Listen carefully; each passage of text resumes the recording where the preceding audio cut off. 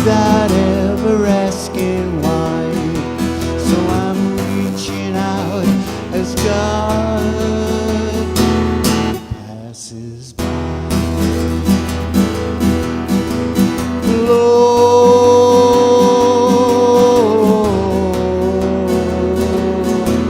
Lord, Gloria, I'm giving up my old beliefs. I'm giving up the gold. All that I had thought was true, all that I've been told. I've nothing left to give to you, here where I lie. So I'll sing my song as God passes by.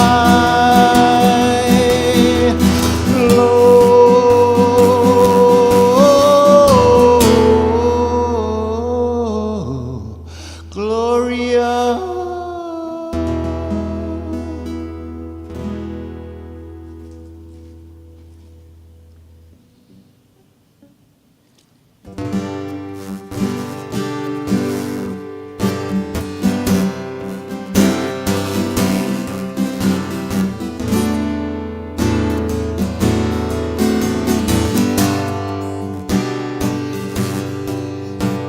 Simple, silent prayer, a single word of praise is true from anywhere,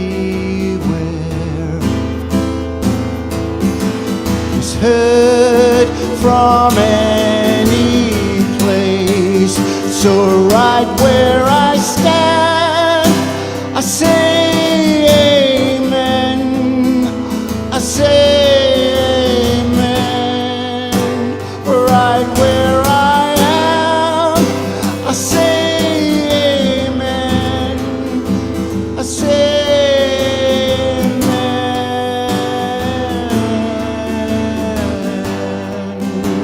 I say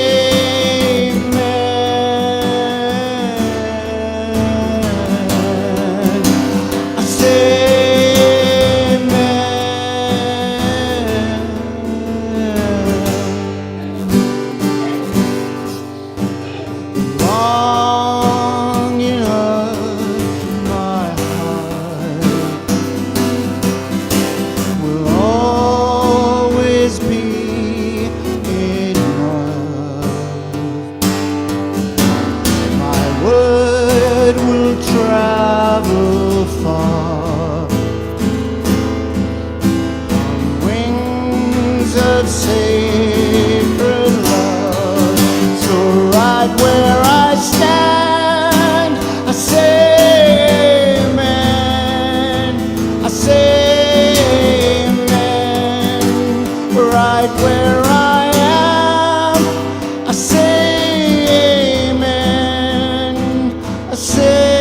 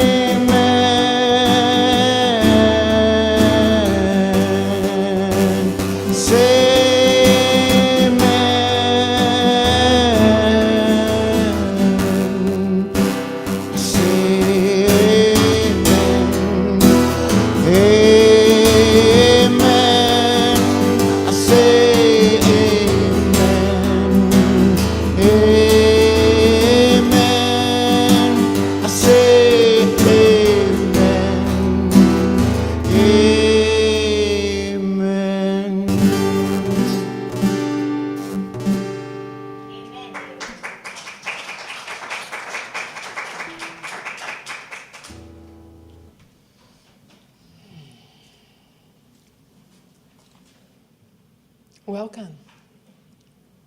Welcome. We're gathered here today.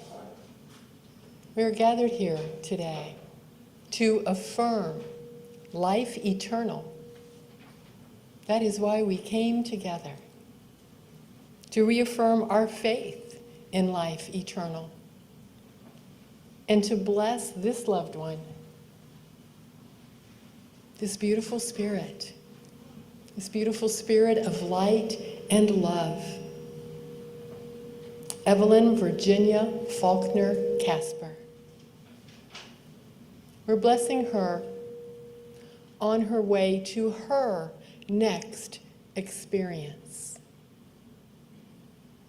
We're gathered to celebrate the life of Evelyn and to acknowledge the gift her life was and still is to her family, to her friends, to her church community, and to everyone who knew and loved her and knows and loves her still. It is our prayer that from this time forward, we never think of Evelyn as limited by time or space. Evelyn is no longer limited by physical form. She is not limited in any way. And all of us that knew Evelyn know she was never limited in any way. A dynamic, large, grounded, spiritual being she showed us to be and taught us to be. One of the greatest challenges that all of us meet is indeed this challenge, this thing we call death. It's the most mysterious of all. And so we enter into this time of readjustment, into this time of getting used to no longer having the physical form of Evelyn with us, by turning to infinite presence, the divine, God, Spirit. Let us give this loved one of the strengths that we have, and that is our own understanding and our own increased understanding as we move through this time. We join our hearts together to show love and our deep respect and our great desire to embrace Reverend Evelyn and her family during this time of letting go. We embrace each one. We embrace Reverend Evelyn, her daughter Corinne, her family, her extended family, and all the friends and family not able to be here today. We embrace one another, recognizing the loss that we are each feeling.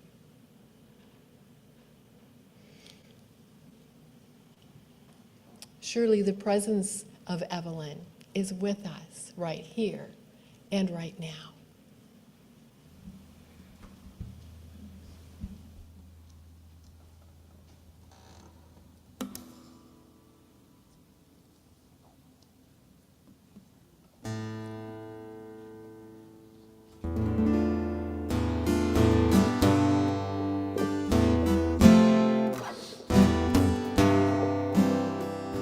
Surely the presence of the Lord is in this place. I can feel God's mighty power and grace. There's a whole hush around us. I see glory on each face. Surely the presence of the Lord is in this place.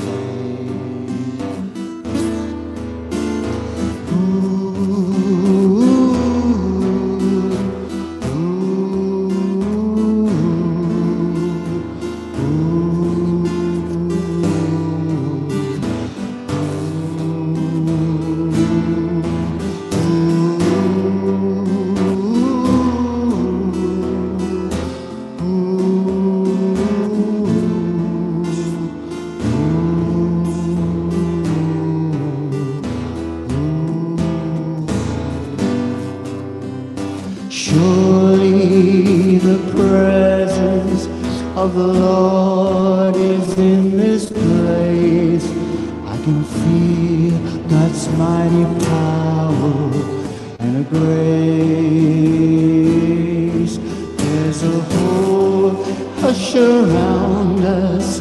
See glory on each face. Surely the presence of the Lord is in this place.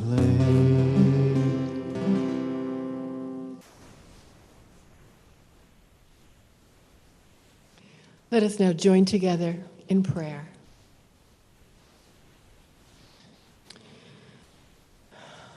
Precious Spirit, in whom we live and move and have our being, and from whom we draw every breath,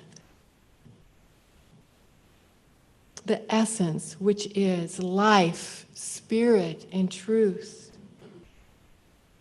quicken anew within each one of us this divine truth. Quicken our hearts and our minds, that we may know the truth concerning life,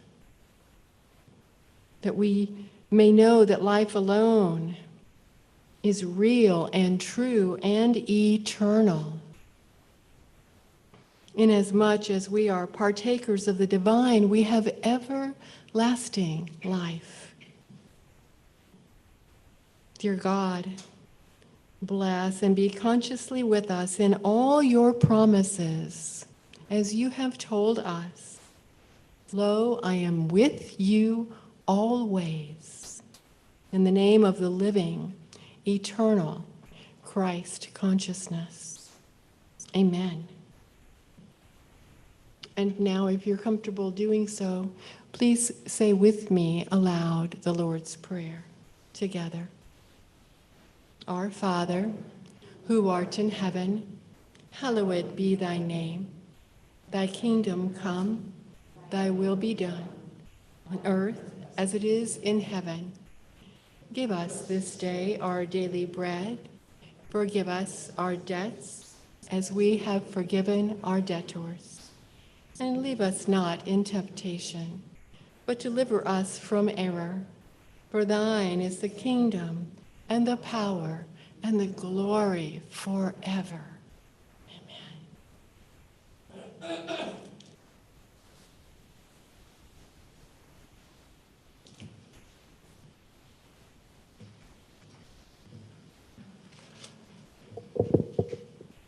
I'm going to read a poem titled Requiem by Helen Schuchmann. You came but for a while. When Jesus called, you were content to go. For who would stay to watch the dreary cycle of the nights turn cold gray with each return of day? This world was not your home. Would God allow his child to wander long without a home, which he himself makes bright? Your tired eyes closed gratefully when he at last said, "Come."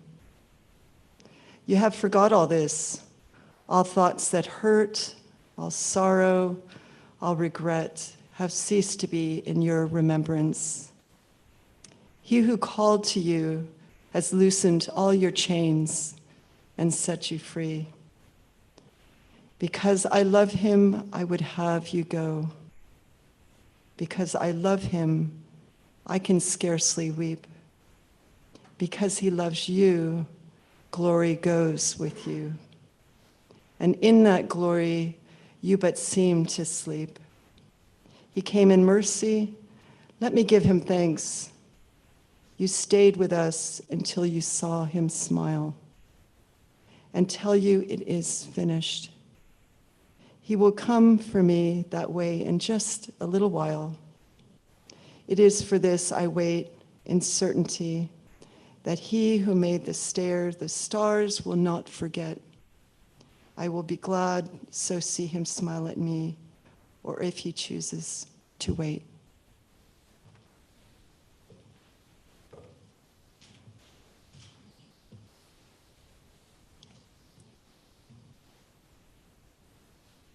We remind ourselves that life, being of God, and actually being an expression of God, can under no circumstances be lost. Life is eternal. It never ceases to exist. It does not allow itself to be lost or ended any more than God, our creator, our sustainer, all that is, allows itself to be lost. There is not now, never has been, and never can be any absence of life anywhere, anytime, because there can never be an absence of God. We may fail to recognize life in a particular form as certain cells go through a time of change, or we may close our spiritual eyes and refuse to recognize the presence of God as life.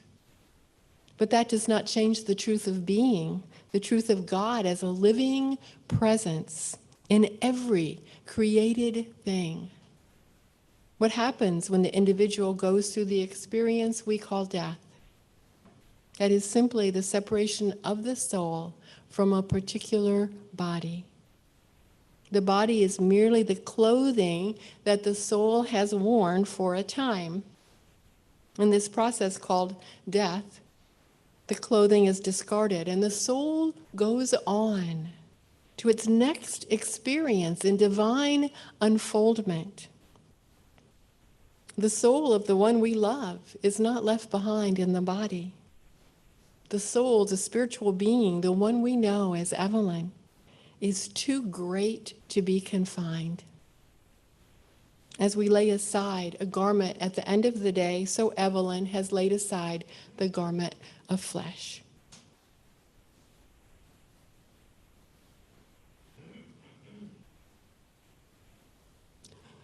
Her soul continues in another sphere of life. Although invisible to us, she continues her soul experience. In this gathering of loved ones and friends, we are particularly aware of the love and the friendship of this one that we love so dearly. And we are saddened by the thought that something precious has gone out of our life. But we know that the outer face or form that draws a host of friends is not simply the body. Rather, it is the inner qualities, love and strength and joy, that come from the heart and find expression in those with whom we share rich experiences. Evelyn lived a long and very full life. We will share stories today about the love we shared with this amazing woman. You know her. You loved her. And you love her still. You loved her, and she continues to live as love in your heart and in my heart and in the heart of every life she touched. My dear Lori,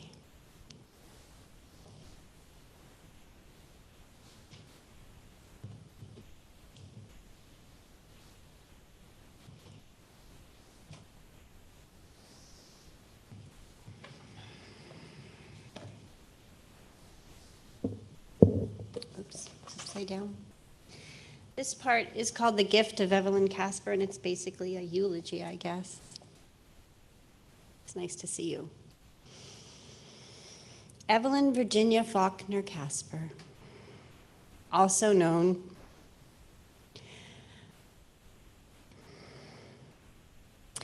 as Mom to Corinne and Eric, Grandma to Chris, and to her great-grandchildren, Isaac, Garrett, and young Will. She was simply called Great. Our Evelyn. Her name. When I was pregnant with my second child, Jerry Riggs, a member of our church, decided that I needed a baby shower, of course, for the second one too. So she threw a little shower for me in the back of the church. And we didn't know what we were going to name the baby, so I put a poster up on the wall, an empty board, and I said, please give me some baby name suggestions. And Miriam Good came to me and she said, do you know the meaning of Evelyn's name? And she explained it to me. She said, I think you should name the baby Evelyn. And I did. Thank you, Miriam.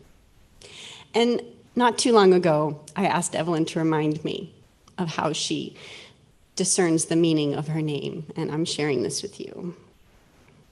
Evelyn, Eve. Eve is the name of the original human woman. Eve, the mortal human woman. El, in another language, is an ancient name for Lord. El, the Lord, God. And then we have the part of her name which is in, simply Evelyn, God in human woman. God in human woman, and she lived up to that name. She lived a long, rich, and eventful life. So I suggest you make yourselves comfortable. Her eventful life was fulfilling her divine purpose of showing up, of being and sharing God as a human woman. She loved so many with divine, unconditional love, unjudgmental, unconditional love. So many, many, many. You're all here today, and there's more on Zoom, and there's more out there too. She touched lives. She changed lives. I don't know how many times I've heard that already today. She changed my life.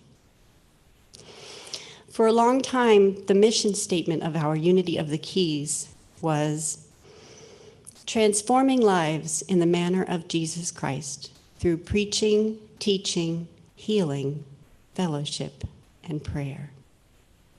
That was her mission statement. That is exactly what our Evelyn did.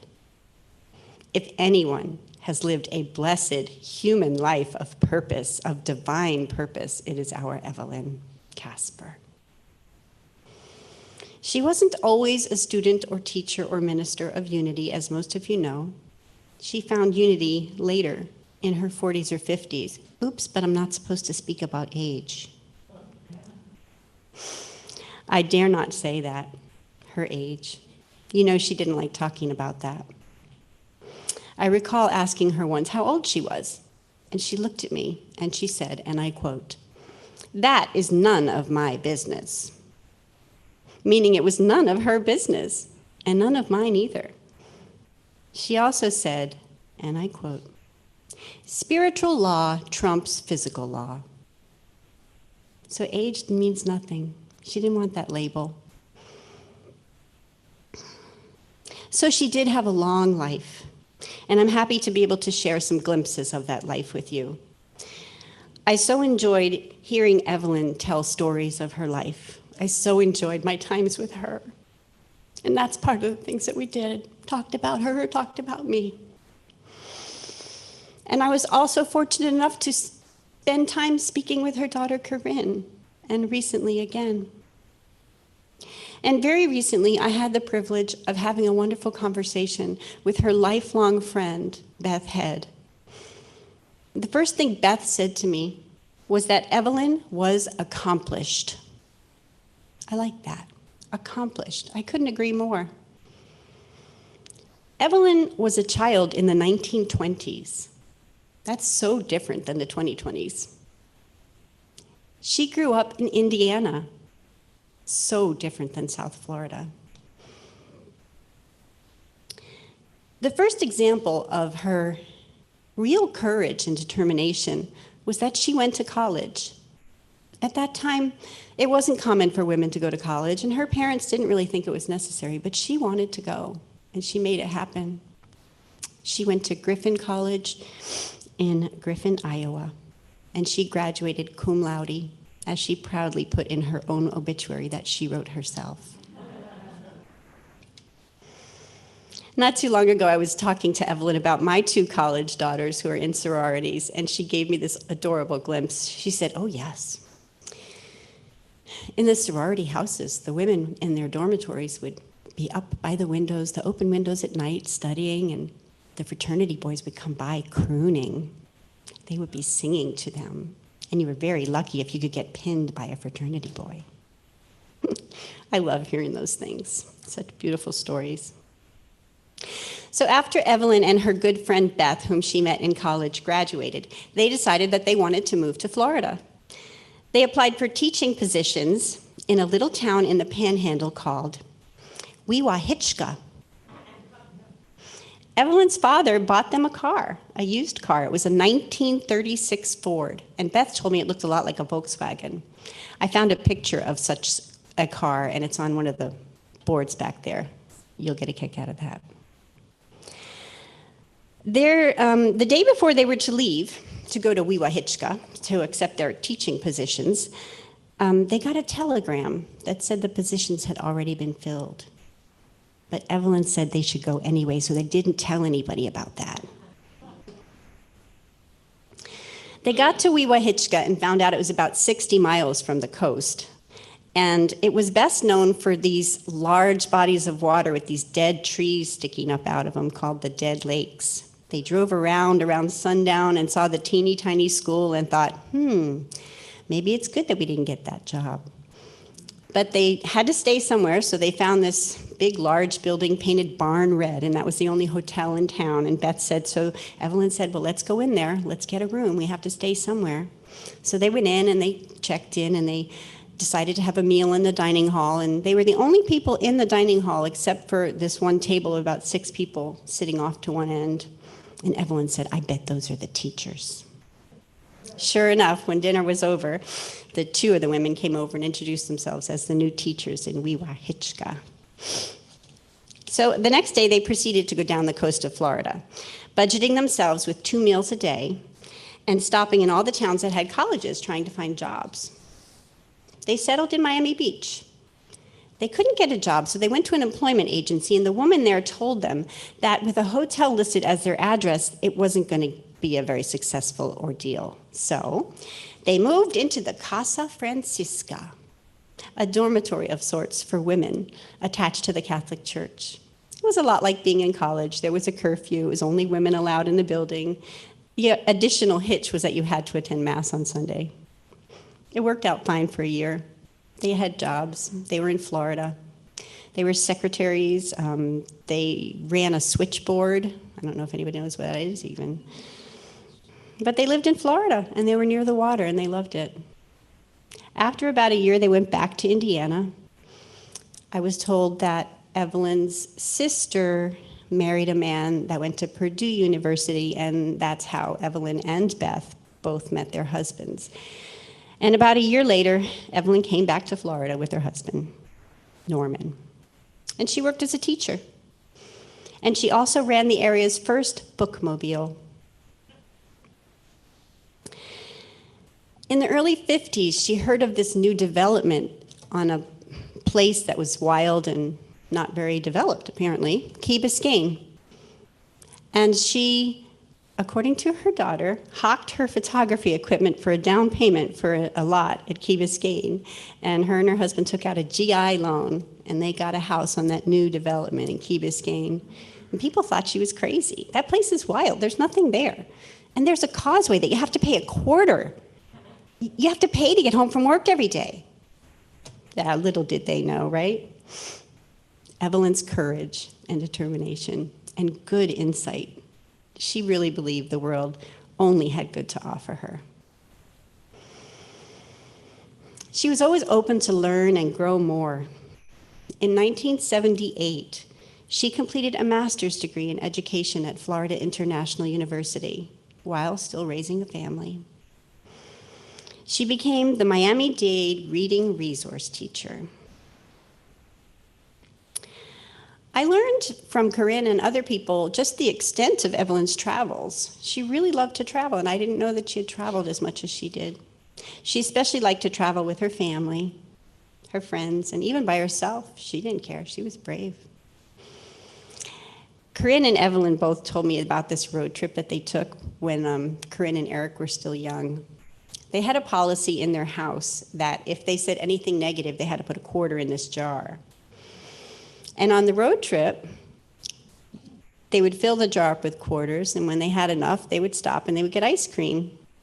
Well, I would picture me and my family trying to get the other person to say something negative, right?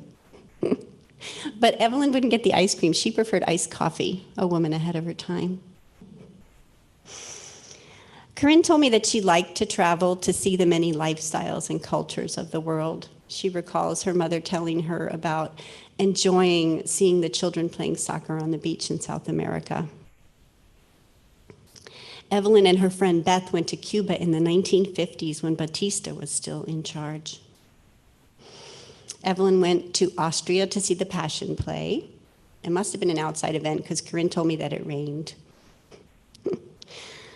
In the mid-'80s, some followers of the Unification Church, also known as the Moonies, came to visit her Unity Church, and they invited her to go to Seoul, Korea for a world religious leaders gathering, and they paid her expenses. And Corinne kept saying, "Did they try to convert you, Mom?" But she said no, she had a wonderful time. Evelyn had a really good bond with her grandson, Chris, a very special bond, and I heard that more than once. And she loved to travel with Chris when he had time off from school. They often would just go off and stay in youth hostels and travel all different places. It's very special to her. Later on in life, I recall she left for hurricane season and traveled north. She did not like hurricane season. And she would go to Indiana a lot of the time when she left and work on her ancestry. That was very important to her. And she had compiled a whole lot of information about her ancestry, and that is in the very good hands of her granddaughter-in-law, Christy, and we're glad that that's being taken care of for her. One of the places that she really loved to go was Jonesboro, Tennessee, to the International Storytelling Festival. It happened every first weekend in October. And she would go often with her friend Beth Head and her family. She even went to the East Tennessee University and took storytelling classes. And we know that she was a wonderful storyteller from all the talks that we heard her give on Sundays.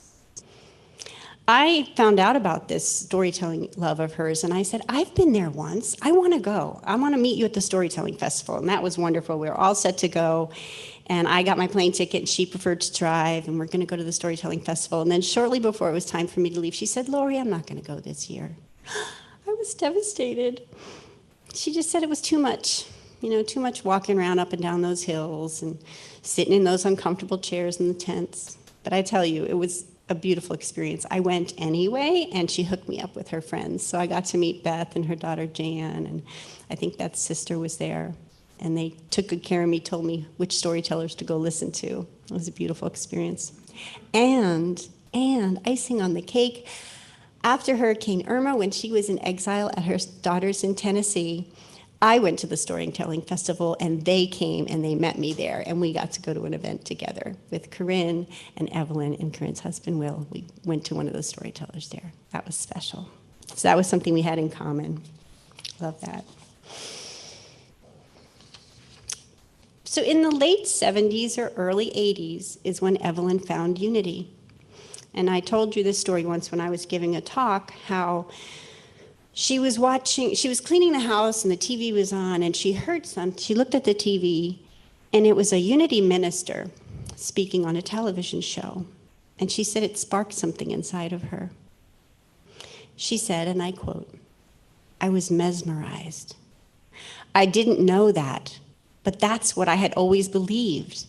I felt like I was coming back home to something I knew." Then she started. She found Unity on the Bay. First she went in the bookstore and took a free pamphlet. Then she actually bought something. Then she went to service. She started taking classes. And she was encouraged and empowered by really, really wonderful Unity leaders. And her friend Beth encouraged her. Beth said to her, "Well, I went to law school in my 50s and became a lawyer, so you need to start a new chapter in your life too, Evelyn." And she did, and we're so grateful for that, aren't we? She made trips to the Keys regularly for a study group, which she held in a classroom. And in August of 1984, she had her first Sunday service of Unity of the Keys. David was there. In 1988, Evelyn became an ordained Unity minister. She also started Unity of Marathon, and for a time she was giving Sunday talks in Key West in the morning and in the evening in Marathon. She was a busy lady. She felt it was important for someone to be at the church, to minister for whoever needed to walk in.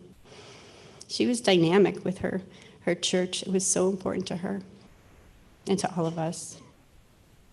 She led wonderful workshops. She performed ceremonies such as marriages and baptisms. She gave retreats, all kinds of weekend workshops, and guest speakers. Great spiritual leaders came to our different church homes that we had over the year with Evelyn. Does anyone remember a labyrinth retreat at her house in Big Pine? Yeah. Corinne gave me a little photo album full of photographs from the labyrinth retreat, so I posted them on poster boards back there. You can go see if you can find yourself or someone you know.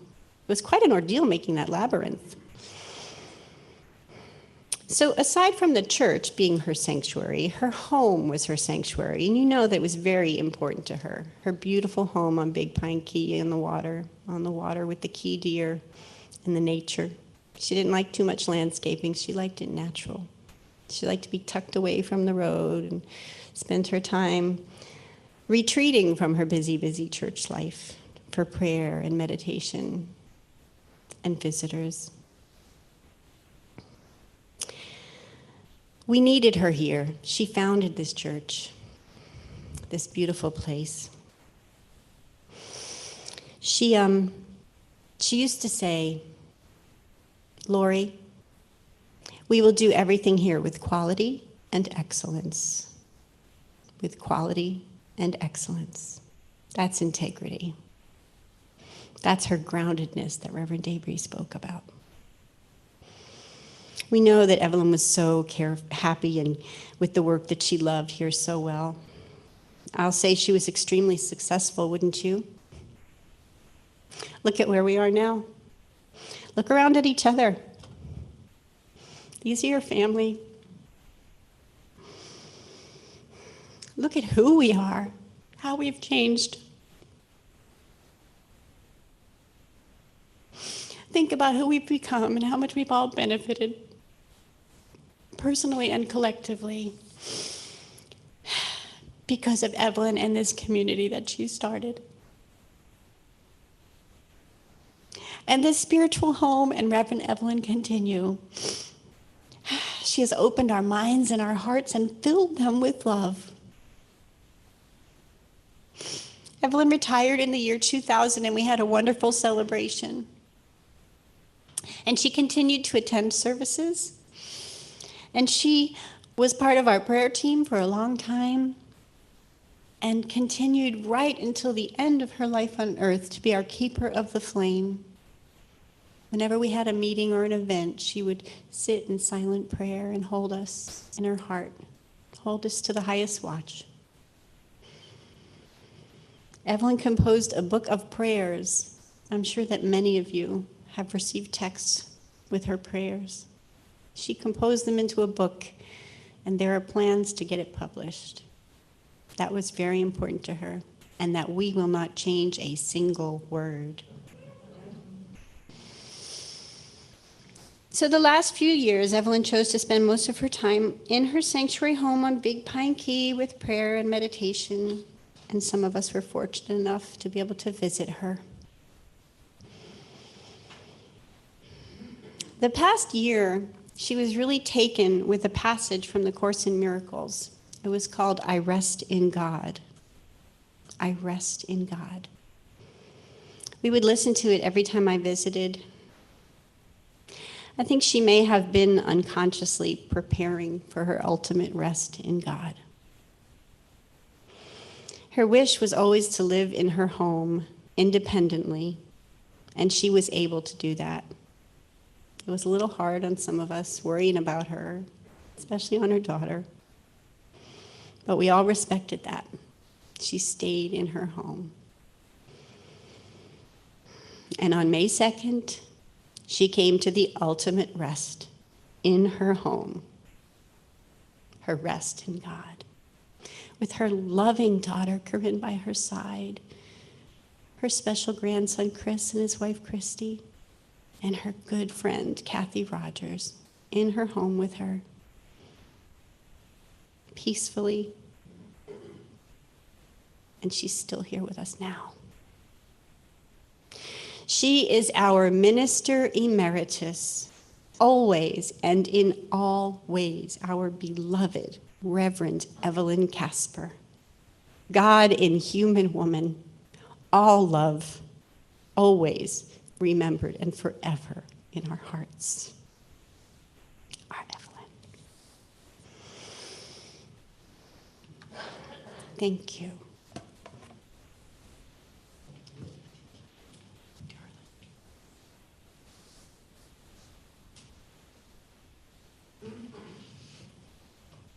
We'd like to give anyone the opportunity who'd like to share, to come forward and share a short story about Reverend Evelyn and your experience with her. Is there anyone who'd like to share?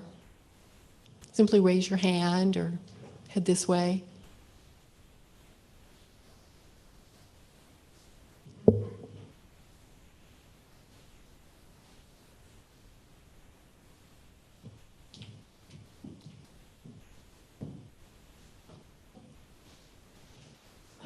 Well, I've never done this before, but I wanted to just say a little thing about Evelyn.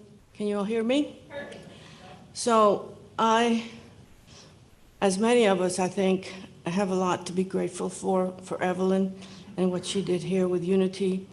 When I first came into town, I don't know, 40-some years ago, I had been a student of A Course in Miracles, and, down here, I was ready to take my book and put it in the canal because it's not easy.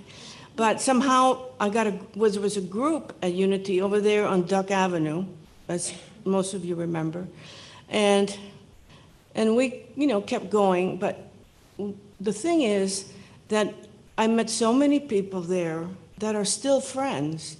Whether I see you in Home Depot or sell your house or whatever, or maintain the love and the feeling of closeness with people all over the United States, really, and lifelong friends. And that's what I found initially a Unity. And I'm very grateful for Evelyn because of something like that. Evelyn, I found her to be a grand lady. She was a great leader. She was a lot of fun, and she was a tough cookie. So I got to experience a lot of that because I took part in some things at church. I helped her in Unity through 2 real estate transactions, purchasing Flagler and this place here. So, it was just part of my life, and she became a close friend. A little group of us would go to the symphony, go to Chico's first, and then go to the symphony when it was affordable at that time. But, we shared a lot of things. That was something I remember, and people that I've talked to since she passed. Remember that time where I had a rat in my car and we all went to the symphony? And I said, yes, I remember. We were hoping it wouldn't come out. But, it's just, I see people now that I haven't seen in a while, Karen and all, but, it's always, when you see somebody that you kind of grew up with in Unity here, it feels good. And in the recent months, I went up to see her, a couple times a month when it was okay for me to go. Sometimes Reverend was there and I couldn't go, but I did go, and we chatted, we prayed, And then we talk about this, that, and the other. I said, well, what do you want to do? She says, I don't know. Should we meditate? I said, yeah. So I said, what are we going to do for meditation? Every single time it was, I have this really nice little, I rest in God. And that is a lesson from the Course in Miracles, which is 109, if anybody wants to look it up. But I rest in God. That was her most, I think, important meditation that she always wanted to share when I was there, and you too, I'm sure. So I just wanted to say to all of you that I'm glad I met you in unity, and that you will always be in my heart, and Evelyn for sure in my heart. That's it.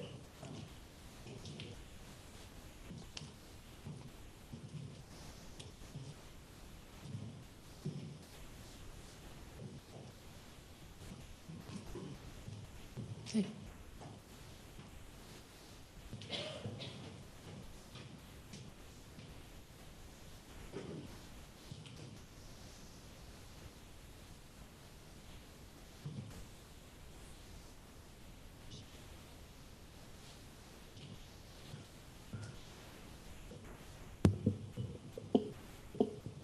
Hi, everybody. I'm Terry, and I met Evelyn on Flagler Avenue when you guys moved there.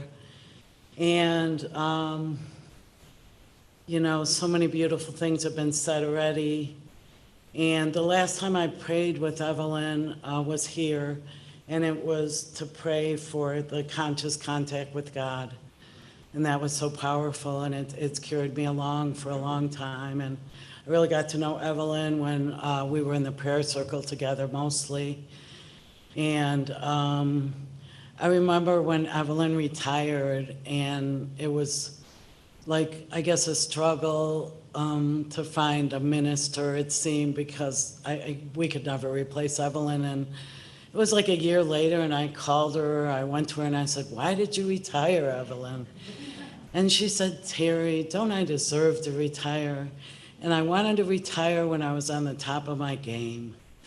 And she did. So, and this is a poem that Evelyn read at Jerry Riggs' Celebration of Life. And I do read it it's just one of my favorite poems, and I believe it was Evelyn's as well. Don't grieve for me, for now I'm free. I'm following the path God laid for me. I took his hand when I heard him call. I turned my back and left it all.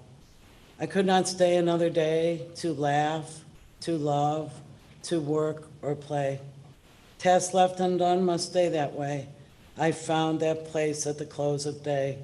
If my parting has left a void, then fill it with remembered joy. A friendship shared, a laugh, a kiss. Yes, these things I too will miss. Be not burdened with times of sorrow. I wish you the sunshine of tomorrow. My life's been full, I've savored much. Good friends, good times, a loved one's touch. Perhaps my time seemed all too brief. Don't lengthen it now with undue grief. Lift your heart and share with me. God wanted me now. He set me free.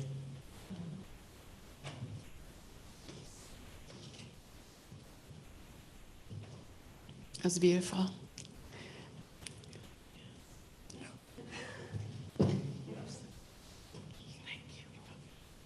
Mary Beth, did you want to come forward?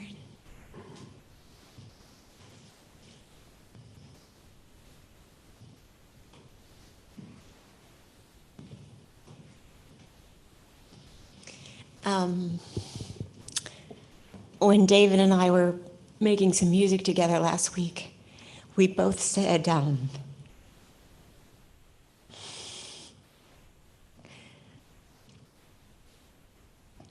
thing about Evelyn's influence on our lives was that it was just incalculable. And that's really all we could say, for me and my family. I remember those meetings on Duck Avenue. My mom was one of the original. And I thought, I mean, no offense, I thought, Jesus Christ, this is amazing. Everything that made me who I am was because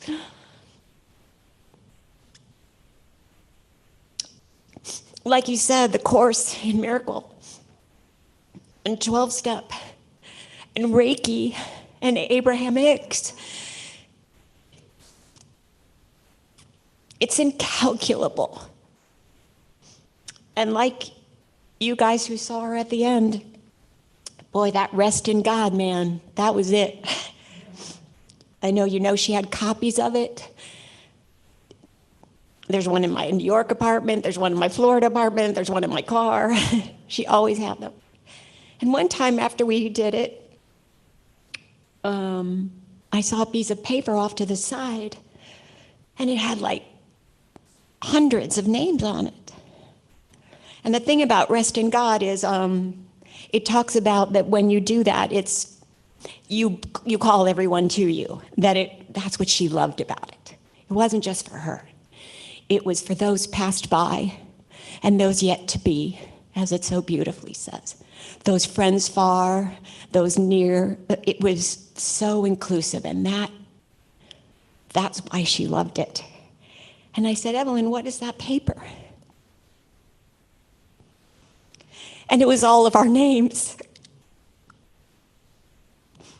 So that after she would do it each day, she would read all of our names.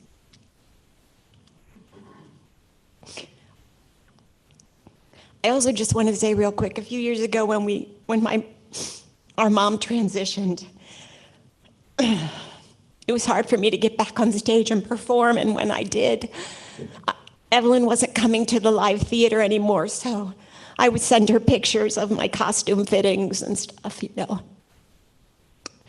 And I sent her some opening night things and some video, and she wrote back, you know, how radiant and all that, and then she said, Judy is beaming.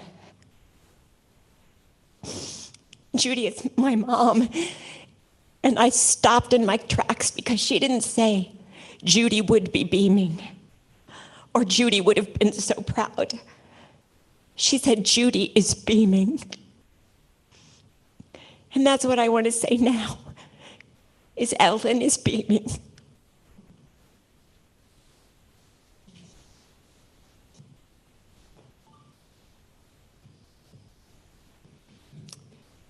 Suzanne.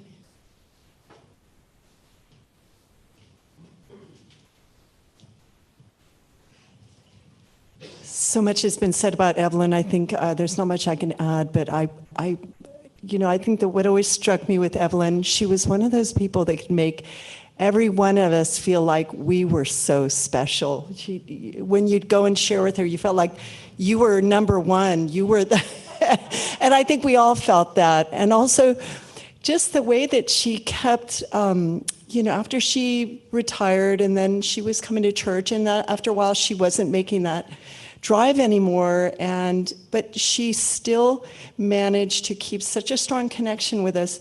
And I felt that the role that she had with the prayer team, with the prayer circle, was so invaluable. And that holding the flame, we knew every meeting I was in, every board meeting, every voting of the town hall meeting, she was there with us, and I think that we all felt that love from her and that support. And I just want to finish with one quick story. I think all of us, got those little text prayers from her, and boy, did it always really got me, and they are treasured. I still have them all on my phone. I've actually transcribed quite a few of them, and I've read them as meditations. But when my younger son was applying for a job with Zoom, I told Evelyn, he's trying for this job, and she said, well, when is this interview? And I said, okay, first one I think is on Wednesday at 9. And she said, okay, well, let him know I will be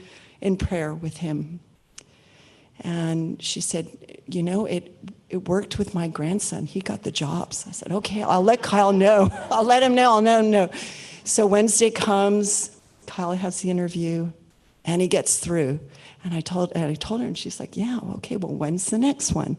So sure enough, next one, this time it was I think it was like 5 a.m, because it was an interview for a job in Holland, in the Netherlands. So 5 a.m, there she was, you know, praying with Kyle. And he got through that one. And I said, oh, he got through that one. She's like, okay, when's the next one? So he finally got through the third one, again, super early in the morning. But she was right there with him. And she would send these prayers that I would always pass to him. And that connection and that love that was, you know, traveled many miles from here to Holland. And she was with him. And I think we all feel that love. And I really look forward to her book of prayers being published. I don't know who's going to do that, but I look forward to seeing it when it's done. Thank you.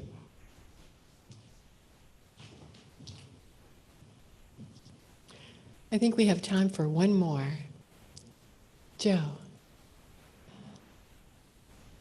We could stay here all afternoon, but we're also trying to honor COVID kind of compliance of not being inside too long.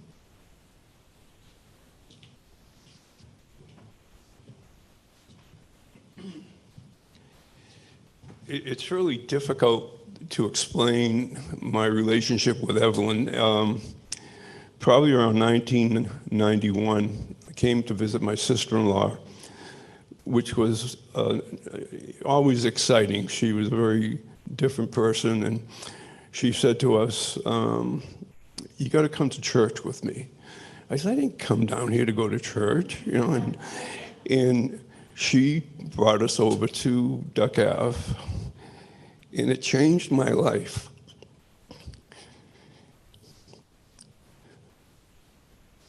She, you always knew when she was in the room, you always knew she was with you, even if she didn't say it. And she drove me crazy because I was on the board here for many, many years, and I thought, well, yeah, you do it for a while, and then other people take the place. And she would always somehow get into a conversation saying, you know, isn't it great that we have such good boards, you know? And next thing we'd be working together again. Anyway, the thing that I felt, as a matter of fact, as I'm sitting out there, I swear that Evelyn has things under control, because you out there, you can't see them from here, but do you see behind me on this, the reflection on this, the two halos? One for Dewey and one for the speaker here, you know, and I thought, how does she do that? You know, how does she's not even here. And it just amazes me how I look at you guys and you're my family. And I mean that in a way that I don't care if I don't see you for 5 years, you're my family. And I thought, oh God, yeah, that's good, you know, and I remember all the nice things that happened.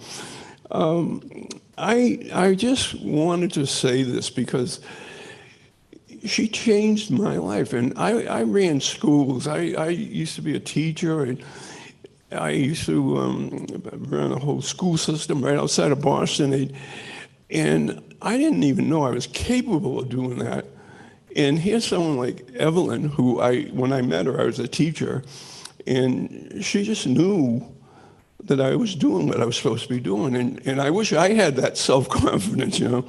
So I love her, loved her all the line. I wish I could have married her, but it just wasn't right, you know.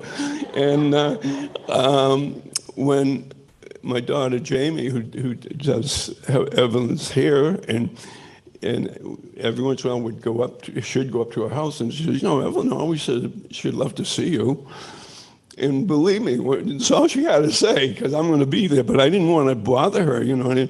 So she had a way of letting you know she cared about you, loved you, and enjoyed time with you. And I feel so lucky to be here. I feel so lucky to know Evelyn, know you people. And, you know, as a, you know, in school, I was always into sports and stuff. Evelyn is the varsity, right at the top. She's the varsity, too. Thank you for all you do here. Appreciate it. And I'm glad for this day. I really am. I'm glad that I can share something with you. And I hate my whole fighting back from crying here, but I was never varsity. I was always on the second squad, you know. But anyway, can you see those halos up here? If you look in this, there's one there, and there's one. See where Dewey sits and where the speaker is. And I thought, somebody did that on purpose, you know. Anyway, thank you all. I really appreciate it. I love it being here.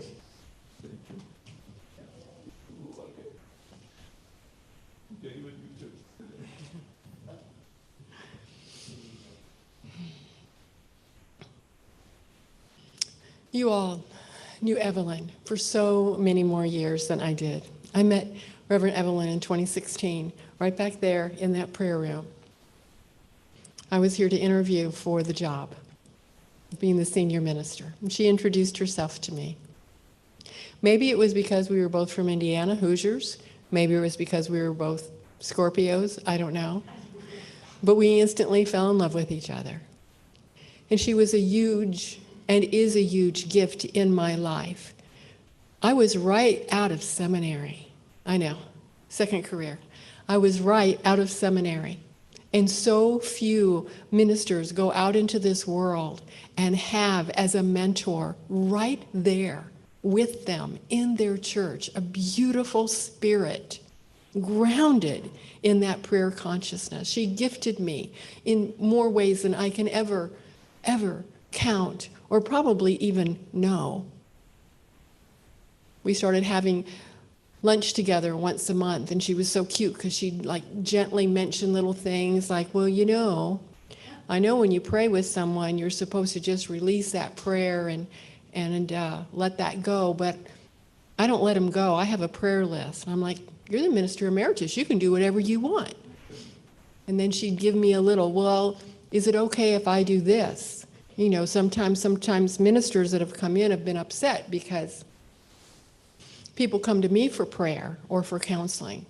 Well, I followed the philosophy of, remember when Charter used to have commercials on TV for addiction counseling? It would say, if you don't come to Charter, go somewhere. I felt the same way. If you don't come to me, go somewhere. I was so happy to have that beautiful spiritual being supporting the minister. I didn't expect people to come to me right away. They didn't know me. I felt so blessed that she was here to support this community. And then our friendship grew from there. And I loved every time I was in town going and spending time with her. And then we turned them into sleepovers. And then we decided one night wasn't enough. And we turned it into 2 nights in a row so I could hang out. Love that woman. So important in my life personally and helping me as a minister, as a new minister. Thank you for sharing this morning your heart and your love, because I feel it in this room. And now David has a share and a very special song that he wrote for our Evelyn.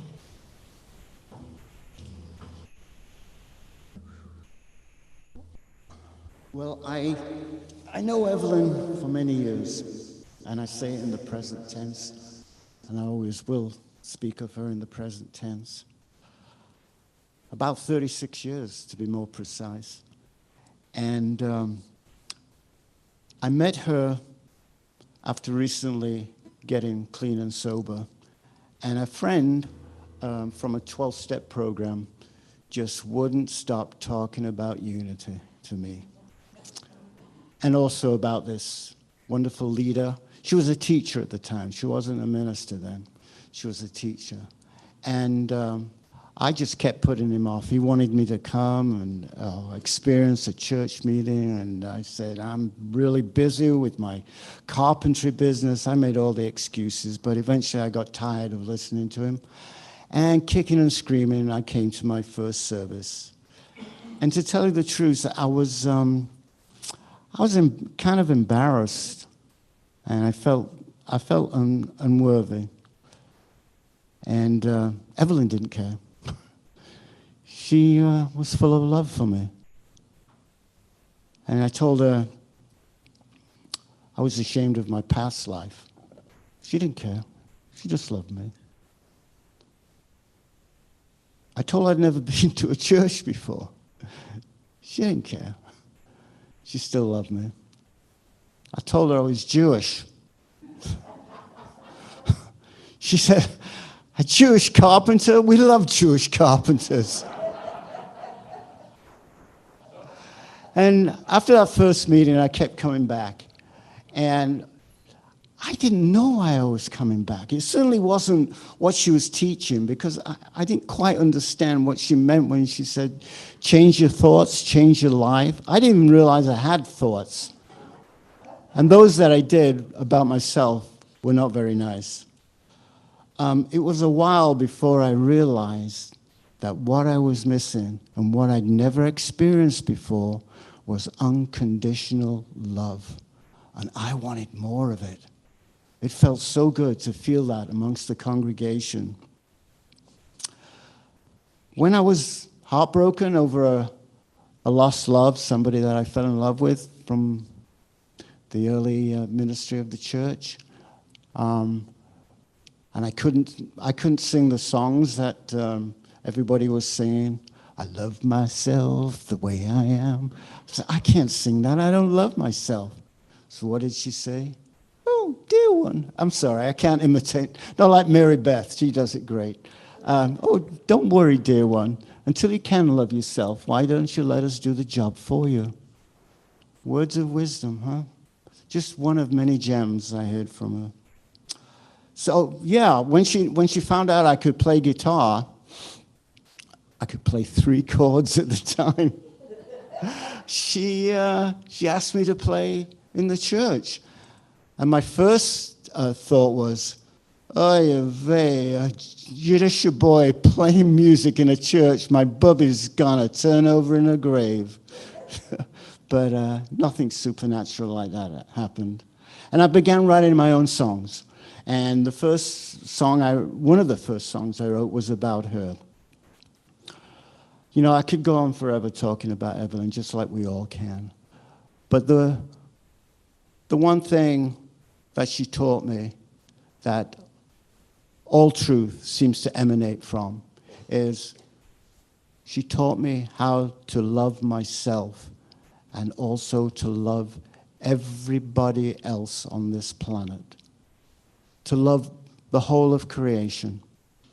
And just like I heard so many people tonight, this afternoon, she changed my life. She changed my life. And she gave me the tools to be happy. And so, here's my 3-chord symphony that I wrote. I now know about 5, I think.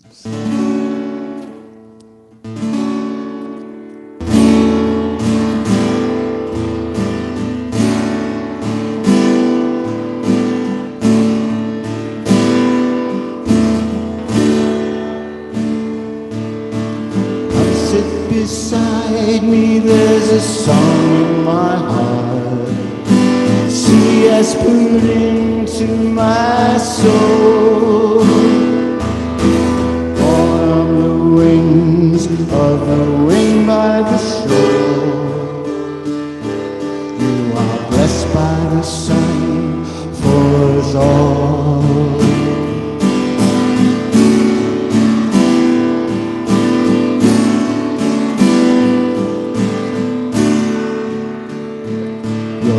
Princess of magic, I'm caught in your spell. Sleep on your rainbow sweet.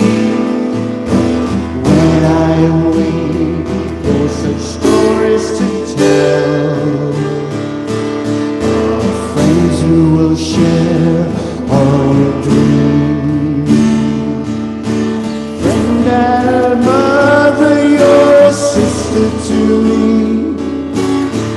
you to open my mind. Beauty surrounds you and touches the sky. Beauty is endless, it's time.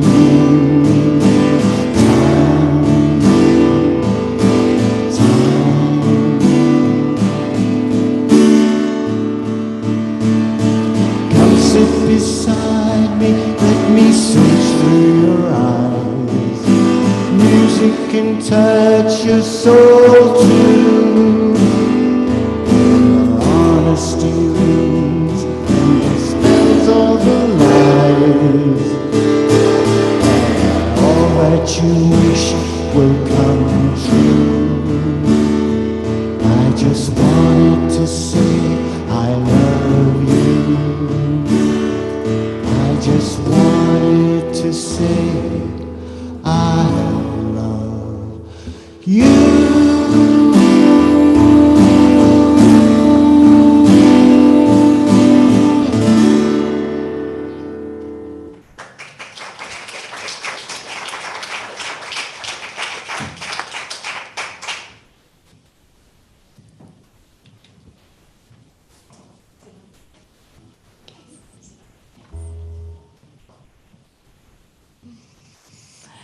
Oh, what a lovely service, and thank you so much, Lori, for that beautiful eulogy.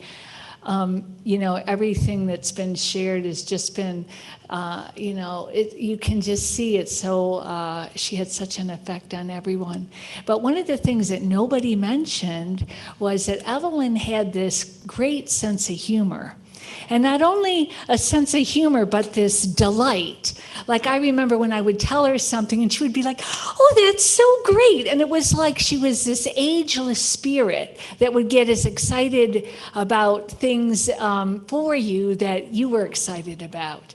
I'm going to do this quick, but one of the things that I shared with Evelyn was my good friend Catherine Good and her mom Miriam and I and Lori later on, but we started this prayer group called Mastermind. And I had seen it in Science of Mind magazine or something, and I said, well, this looks like fun, Catherine, let's do this. So we ordered the materials, and we were out front at over on Flagler, and Evelyn said, what are you guys doing? And I go, oh, well, we're going to do this group, this mastermind thing. I don't know if you ever heard of it. And she goes, what? And she goes, well, could I join? And we were like, oh my God, can you join? Yes, of course you could be our leader. Anyway, we did it for probably 20 years. And the poem that I'm going to read, it's kind of apropos because when my friend, I was also very close with Catherine's mother, Miriam Good. And when Miriam made her transition, Catherine and I used to say, oh, Miriam's on a trip again. When is she coming home? She's on that big, long cruise. And so then when Catherine made her transition, I just said to myself, well, now she's with her mother and they're both on that damn cruise. And when are they going to come back? So it kind of helps me with my grief to place my close loved ones, on a cruise or just somewhere else. And so this poem you've probably all heard before, but it just reminded me of that, about thinking about Catherine and Miriam and now Evelyn on this cruise that I don't want to go yet, but probably has they're probably having a ball. All right. It's called The Ship. What is dying? I am standing upon the seashore. A ship at my side spreads her white sails to the moving breeze and starts for the blue ocean. She is an object of beauty and strength. I stand and watch her until, at length, she hangs like a speck of white cloud just where the sea and the sky come to mingle with each other. Then someone at my side says, there, she is gone. Gone where? Gone from my sight, that is all. She's just as large in mast, hull, and spar as she was when she left my side. And She is just as able to bear her load of living freight to her destined port. Her diminished size is in me, not in her.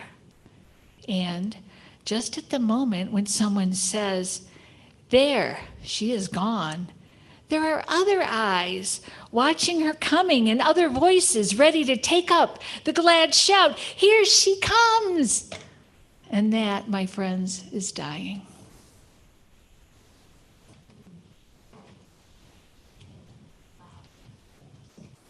Thank you, Kathy.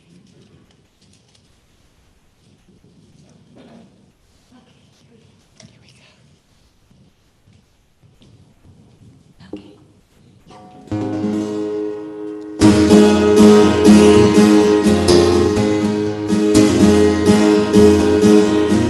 Called her on the phone the way I sometimes do when life requires extra prayer and more than one or two. And just the way she always does, she answered and was there. And silently she listened as I shared my latest, greatest care. And this is Evelyn.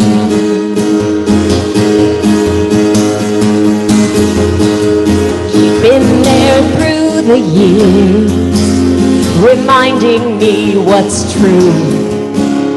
My father's passing, my niece's christening, just to name a few, was with me on my wedding day, right through to my divorce. She helped me lift my eyes above to slate and navigate my course. And this is Evelyn. Now I can hear her answering now. This is Evelyn. And then she planned the sweet and simple way. We'd stop what we were doing at the same time every day. And at 11 o'clock, we'd pray.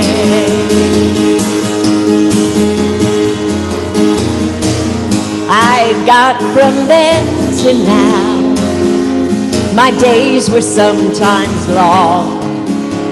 And though my thoughts were growing weaker, hers were ever strong.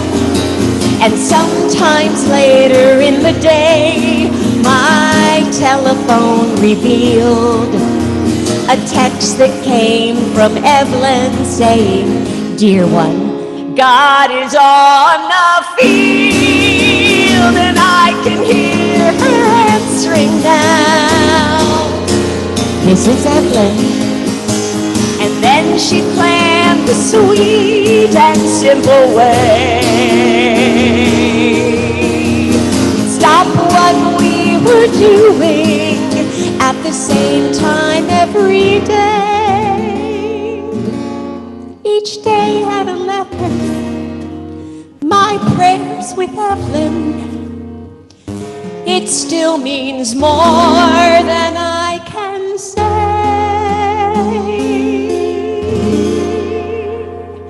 That at 11 o'clock we pray.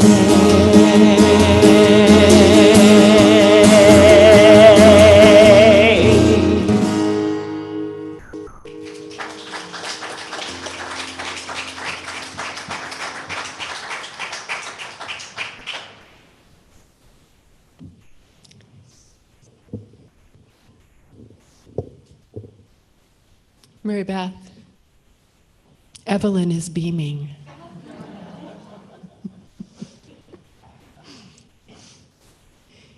Each one has his or her part to play in God's plan for eternal life. And all the faith and inspiration we have shared makes us better able to fulfill our part in the expression of truth. Our greatest tribute to this dear one, to Evelyn, is the continuing unfoldment of the Christ ideals of courage, faith, strength, compassion, love, and joy in our own lives. Evelyn has gone on into a new sphere of life and has performed a certain work here, fulfilled a place and purpose best known to God. A part of our work is for us to give inspiration to others. We cherish the joy, the faith, the love that has been part of the inspiration shared by Evelyn. And we all live happier and fuller and more productive lives because we've participated in this particular relationship, this dance we call life. This then is our gift to Evelyn, our gift of accepting the challenge and living our life to the best of our ability, knowing that time and space are but an illusion. We can give the gift of a loving thought, a loving prayer, any place, any time in life. For no one ever passes beyond the power of prayer. Prayer is the language of spirit, unlimited by time and space. And our Evelyn believed with all of her heart and her mind and her soul and spirit in the power of prayer. Her life was grounded in the practice of prayer. Let us all here at this moment form a divinely appointed prayer group, unique, never repeated. As we pray together, let us know that each one is enriched in their own experience of God and in their own particular participation in the life that is limited only by our present understanding. So let us enter into this final time of prayer with our hearts open, our minds open and receptive. And as we do, we shall release a real blessing that will follow Evelyn's family, and Evelyn will follow all of her friends and loved ones, all of the members of this church. We pray that Evelyn's family, too, will find the darkness and heaviness of heart passing away before the radiant light of understanding. Know also that each one's grief is unique. It's personal. It is a journey all its own. Let us be patient and kind to one another. Let us be patient and kind to ourselves as each grieves differently. And as we move into this time of prayer, I have woven together a prayer that was created by Evelyn's niece, Jane, and combined it with prayers from my own heart that I'm sharing with you now in all of our hearts.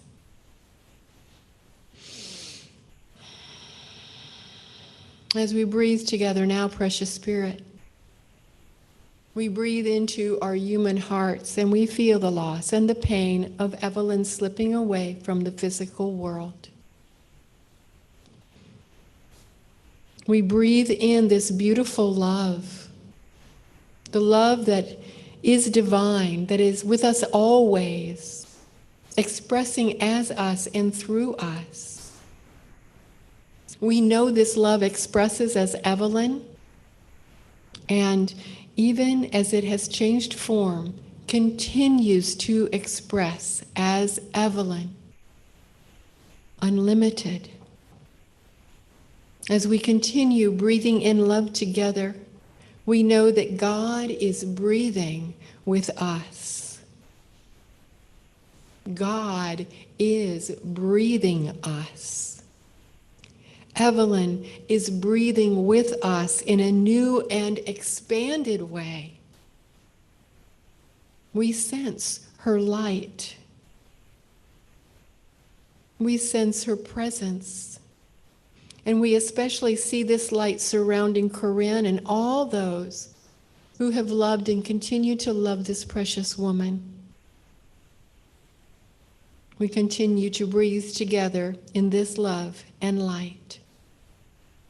And as we do, we find the peace that lives within us, that radiates through and beyond circumstances.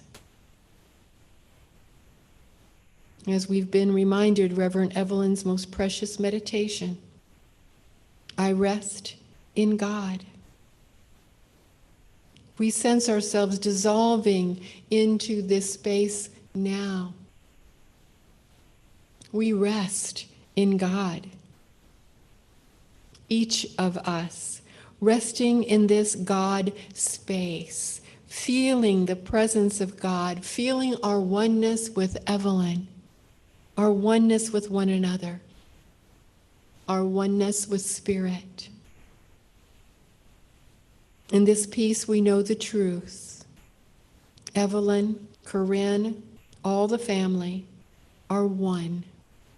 And we join in that oneness.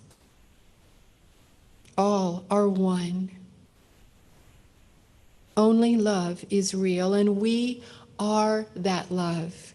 We exist beyond death. Death is a doorway between beautiful rooms in the mansion of our life.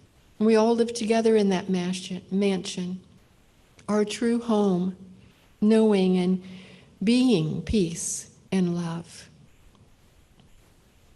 We release this prayer now, knowing that prayer has the power to soothe the human heart and restore our gaze to the Most High. We are so grateful to be able to pray and remember together. And now we give thanks, precious Spirit, that you strengthen us and lead us on our way as we make our own adjustments in the days to come. We give thanks for your guidance and understanding, your strength, and your peace. We thank you, remembering thine is the kingdom and the power and the glory forever. Our prayer for you, Evelyn, for each of us here today or joining over the miles, is the unity prayer for protection. We hold the vision of speaking this prayer to Evelyn, or you may envision our beloved Evelyn beyond the veil speaking this prayer to you. Together, the light of God surrounds you. The love of God enfolds us. The power of God protects us. And the presence of God watches over us. Wherever we are, God is. Amen. And so it is.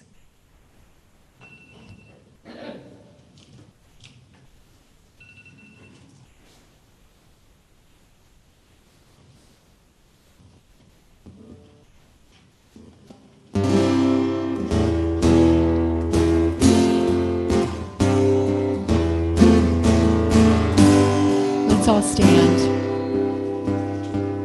Let there be peace on earth, and let it begin with me.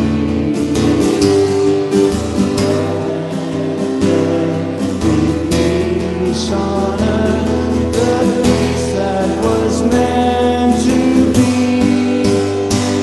With God as creator, and we all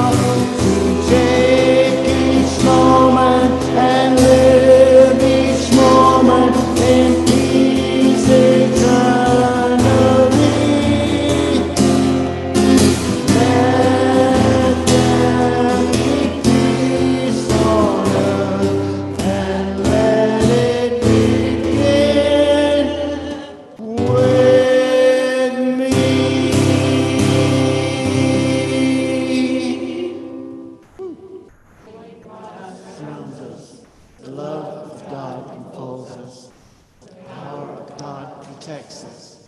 The presence of God watches over us. Wherever we are, God is, and all is well.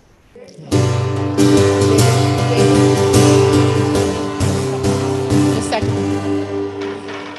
The family and all of us here at Unity of the Keys offer our gratitude and our appreciation for joining us here today to honor and celebrate our founding minister, Reverend Evelyn Casper. Donations in her name are going towards our special fund to be mortgage-free in 2023, a dream Reverend Evelyn held dear. Refreshments are being served